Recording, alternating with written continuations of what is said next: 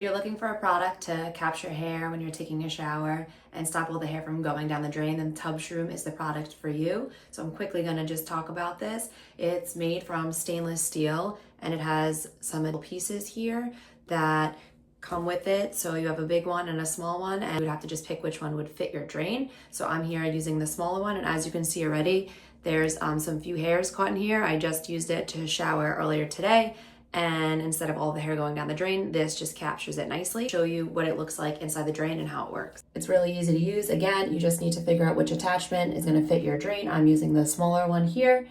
You're going to put this piece down inside the drain. It fits really easily, and there's just a little hole for the water to go down. So the water is still flowing, and it will capture any hairs that happen to get loose when you're showering. When you're done, you're just gonna remove all of the hairs. So you can see this is just from one shower. It has a good amount of hairs. Then I'm just gonna put that in the garbage. This package, it also comes with the TubShroom. So if you like to take baths or you're looking to just stop the water, you can also just use this.